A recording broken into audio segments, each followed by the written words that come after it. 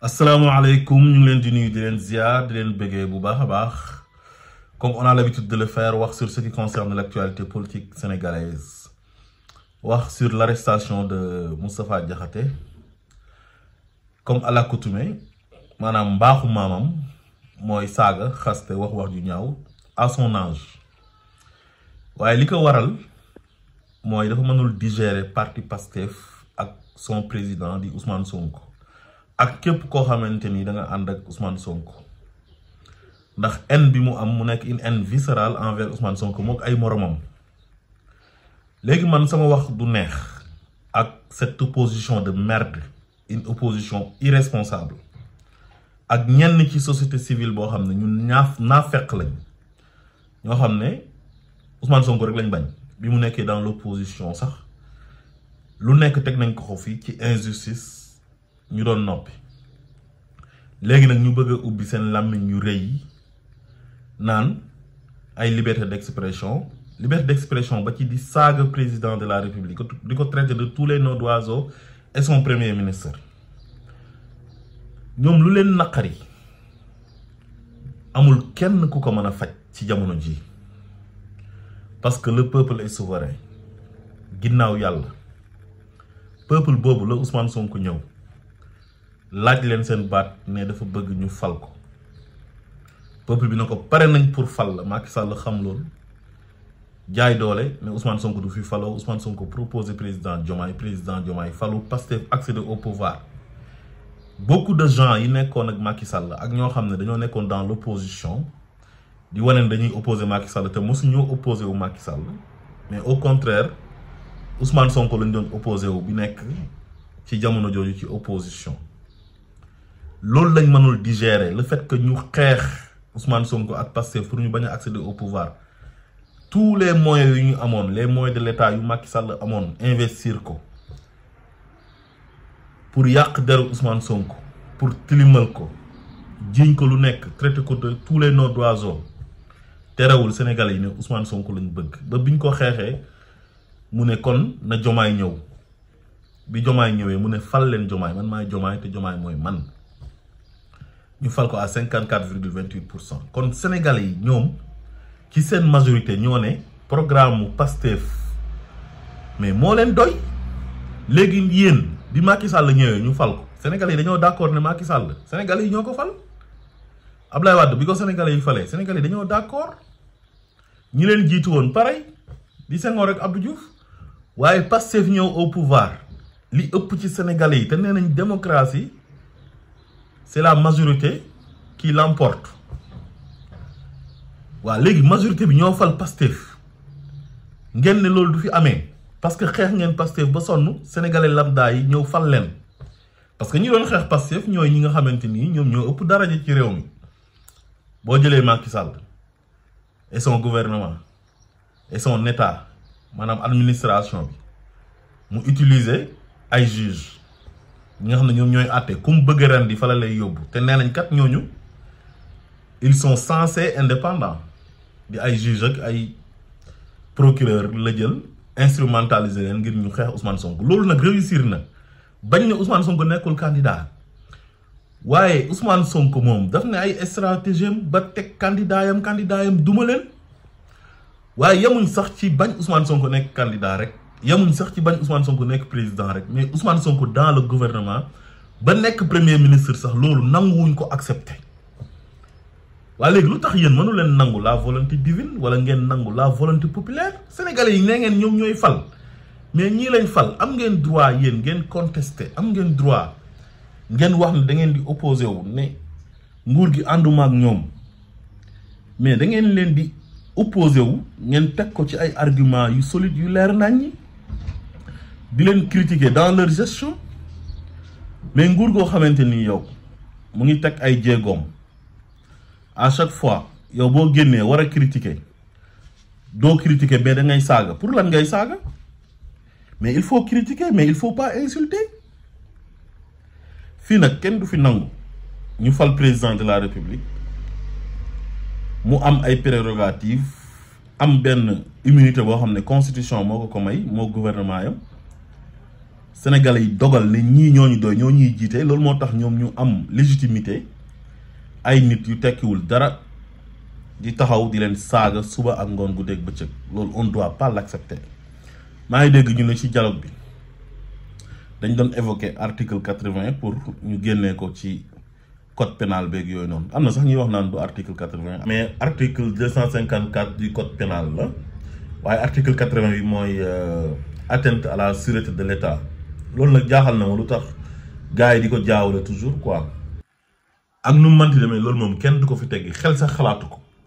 ñoo xamante ni offense au chef de l'État am na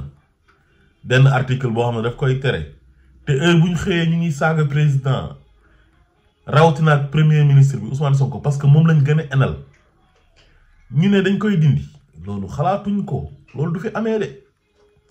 fii képp ku fi saaga président wala premier ministre dañ laa war a teg ci yoon parce que mënuñoo fal ay nit ñu nekk suñu ay kilifa nekk ay autorité ba pare chaque jour ñu leen di saaga ci rajo yeeg ci télé yi loolu kenn waru ko nangu c'est inadmissible. mais ñoom ñu doon wax loolu mooy ñi nga xam ne ñoom ñoo nekkoon démb ci nguuru Macky Sall gi ànd ak Macky Sall di rey di tëj di jàpp ay nit yuy ree di leen tëj di jàpp ay nit yuy poser question naan j'espère qu'ils n'ont pas tué mon frère ñu tëj ay nit yu sol t-shirt Ousmane Sonko ñu tëj ay nit yu takk bracelet Pastef ñu tëj ay nit yoo xam ne dañuy génn di liggéey ñu contrôler leen seen carte d'identité sant joolaa nekk fi ñu jàpp leen tëj leen waaw ana offense au chef de l'État foofu kon ku ànd ak Ousmane Sonko tu offense le chef de l'État ku sol t-shirt Pastef tu offense le chef de l'État. président Diomaye lan lañ ko tëjee wax xalaatam ci justice bi ñu fekk ko bureau am enlevé ko mais ñaata nit lañ fekk seen kër agressé leen comme Cheikh Bara Ndiaye dañ ko fekk këram agressé ko jàpp tëj ak ay nit yoo xam ne kenn xamu leen di jël ay cocktail molotov di ñëw di ko sotti seen kër photo leen ak cocktail molotov yi ba pare collé leen motif ne ñoom ñoo yore cocktail molotov yi pour dem taali ji ay kër te loolu Antoine Diome moo ko doon def avec la police. loolu yëpp ñoom Moustapha Diakhaté mii tey daf doon toog ci télé yi di encourager ñaawteef yooyu Macky Sall doon def naan am na ñoo xam ne dañ leen war a tëj am ñoo xam ne dañ leen di rey ñu war a rey dinañ leen rey ñu war a tëj dinañ leen tëj mais loolu lan moo ko gën a graaw appel au meurtre appel à l'assassinat apologie de meurtre apologie de l'assassinat loolu Moustapha Diakhaté doon def. mas na wax benn jour mu ne Ousmane Sonko jour bi mu taxawee wax ne Macky Sall dina ma rey wala ma rey ko xam nga loolu expression wolof la bu yàgg ñëpp dañ koy utiliser yow di nga ma rey wala ma rey la mais ça ne veut pas dire que ne da ngeen di taxaw di raayante yéen ñaar expression la rek mooy dañoo war a jàmmaarloo man ak yow quoi loo ci bañul bañu ma ko ci. nee na jour bi Ousmane Sonko taxawee wax ne Macky Sall dina ma rey wala ma rey ko nee na jour boobu la Macky Sall waroon na rey Ousmane Sonko moo ko wax dem leen ci vidéo yi ci YouTube bi di ngeen ko fa fekk. nee na jour boobu Macky Sall dafa waroon na rey Ousmane Sonko moom maanaam dafa bañ Ousmane Sonko bañ gu jéggi dayoo ba toujours baatu rey rek lay utiliser ci Ousmane Sonko ak ñi ànd ak Ousmane Sonko. Moustapha Diakhaté dem na ba ne fii ak juróom fukki at maanaam 50 ans jigéen waratu fee jur ku mel ni Ousmane Sonko waa saaga boobu ban saaga moo ko gën a salte ban saaga moo ko gën a ñaaw bi ñu àttee Ousmane Sonko ci seen dossier arme sexuelle bu ñàkk xorom boobu di Adji Sarr. ñu ne corruption de la jeunesse xam nga moom nan la ko définir nee na corruption de la jeunesse mooy ne mag boo xam ne day ñëw di sëy ak ay xale yu ndaw yoo xam ne ay moromu doomam lañ ak ay moromu jarbaatam noonu la ko définir maanaam moom à chaque fois quand il parle de Ousmane Sonko il faut qu'il blesse il faut mu wax boo xam ne wax ju salte ju ñaaw lay doon nga xam ne ku ko dégg te bëgg Ousmane Sonko da lay naqari maanaam il essaie di jéem a atteindre toujours moralement Ousmane Sonko ak ñi bëgg Ousmane Sonko waaye loolu lan la jotee ak liberté d'expression lan la jotee ak opposition kon képp ku koy taxaw di ko défendre daf laa waxul wax ju ñaaw ji muy wax Ousmane Sonko képp ku koy défendre tamit parce que da ngaa bañ Ousmane Sonko comme moom moo tax wax yu ñaaw yi muy wax Ousmane Sonko daf lay neex ba nga koy défendre loolu la rek waaye kuñ ko waxoon sa baay wala ñu wax ko sa ndey wala ñu wax la ko yow mais da ngay dem porter plainte. bu jàkkaarloog yow wax la ko boo mënee sumeeku xeex ak moom sax da ngay sumeeku xeex ak moom il faut qu'on se dise la vérité. bi ñu demee nag ba nga xamante ni Macky Sall daanu na Pastef jël nguur gi luy wane ne Moustapha Diakhaté moo nekkoon ci ginnaaw saagakat yi xëñ na Marème Faye mi nga xam ne xaritam la moo leen doon financé di ko jaarale ci moom pour mu ut ay saagakatam ñuy saaga Ousmane Sonko. Gis nga dafa taxaw def benn vidéo remercier saagakat yépp ñu gënoon a viral gënoon a dàq saaga Ousmane Sonko di ko tuumaal di ko wax ju ñaaw di nekk ci plateau télévisé ci réseaux sociaux yi ñëpp la taxaw di lim par benn di leen remercier. kon Moustapha Diakhaté masul baax nekkul nit ku baax du mag mu baax baaxul ci àll baaxul ci kër nit ku bon la mag mu bon la dafa xamadi dafa réew dañ ko war a yaraat comme bi mu nekkee xale yaruñ ko mais nañ ko yar teg ko ci yoon réew mi réewu yoon la. saaga na fi ba saaga fi Ousmane Sonko nday tudd turu yaayam saaga ko nday di saaga sëriñ si këru diine yi ñëpp lay Moustapha Diakhaté di attaqué. Il tire sur tout ce qui bouge bàyyiwul kenn léegi ngeen bëgg a taxaw su fekkee ne dafa am ku saaga ancien président Macky Sall Thierno Bocoum naa fekk bi jóg borom bopp bu gudd boobu di niroog bopp jën di niroog tegu vélo Thierno Alassane Sall aigri bu bon boobu nga xam ne dafa soxor ba mu feeñ ci kanam gi amul benn leer du ree moog juge dem seen xol yi dafa bon tàng parce que ni ñu bëggoon a mel noonu la Ousmane Sonko mel dañoo bëggoon Sénégalais yi bëgg leen Sénégalais yi ne leen yéen bëgguñu leen ñun Ousmane Sonko lañ bëgg. léegi su ko defee ñoom ñu jóg di kaas naan liberté d'expression te pourtant Azura bi mu fi saaga Macky Sall ak Kayré ñoom ñëpp a jóg mel ni tremblement de terre moo am Sénégal wala benn invasion moo am Sénégal benn dëkk ñëw dugg ci biir Sénégal rek attaqué ñu guerre man loolu laa foogoon sax moo xew Thierno Bocoum bind benn texte boo xam ne texte bu ngan ci saaga bu ñu saaga Macky Sall. léegi ñu saaga président de la République et son premier ministre et son gouvernement léegi mu jóg ne nañ bàyyi kooku parce que liberté d'expression la ñoom ak société civile bu naa fekk bi Alioune Tine ak Babacar Ba forum di maquistiable du ma ko tuddee forum des justiciables de forum des maquistiables parce que boo nekkee ci société civile bi da nga war a tëddee njaaxaanaay dox diggante askan wi ak nguur gi pour nguur gi bañ a jaay doole askan wi di leen noot waaye temps yi Macky Sall lañ gis société civile boo xam ne comme Babacar Ba jógee ci forum des justiciables dem ci forum des maquistiables Macky Sall la jël ko yóbbu ko palais toog ba mu neex ko yóbbu ko OFNAC muy wax ci faveur Macky Sall di attaquer Pastef kooku tey bi Macky Sall di def ay ñaawteefam Sénégal di xañ nit ñi seen àq ak seen yelleef di tere nit ñi jot seen carte d'identité di tere nit ñi ñu nekk candidat di rey di tëj di torturer di raafal ay nit di leen tëj ci kaso yi di leen entassé di tëj ba tëj ay liir ay jigéen ñu ëmb di jiñ nit ñi ay terroriste salafiste te loolu yëpp nekkoon ay fen dara du ci dëgg mais moom boobu mu ngi choisir camp wu Macky Sall te moom amul droit far moom dafa am droit tëddee njaaxaanaay Alioune Tine sax loo ko mënti waxal jamono jooju moom mu ngi doon jouer rôle am quoi di équilibrer léegi kañ la am benn posture bu kenn mënta xam waa léegi yow société civile boo xam ne bu nit saaga président nga ne nañ ko bàyyi parce que liberté d'expression la léegi loolu mooy lan loolu laa mënul comprendre moom mooy lan mais président de la république est-ce que dañ ko war a exposer bàyyi ko ku mu neex nga saaga ko ñoom Diomaye sax du seen problème ah le fait que Ousmane Sonko ñu xeex ko tas parti ba ne Pastef dañ ko bëgg a effacer ci landerneau politique bi Ousmane Sonko def ay stratégie ba jógaat ba Pastef accéder au pouvoir mais moom nekkul président mais Diomaye moo nekk président moom mu nekk premier ministre ba pare nekk un premier ministre pas comme les autres un premier ministre puissant léegi loolu moo leen métti ba far nag ñu soppi ko ay saaga utuñu ay argument gis nga réseaux sociaux yi boo fa demee ku nekk créé nga sa page ñu ngi ci TikTok bi X nag lañ gën a bëri mooy ex Twitter fa lañ gën a bëri dañuy saaga Ousmane Sonko ñu ngi koy bëgg a rey ci réseaux sociaux yi ay faux profil yoo xamante ni dañuy saaga suba ngoon ko dégg bëccëg ñun ñi dañuy dugg des fois di jéem a tontu wante ak ñoom ci argument mais dañuy saaga rek la ñuy def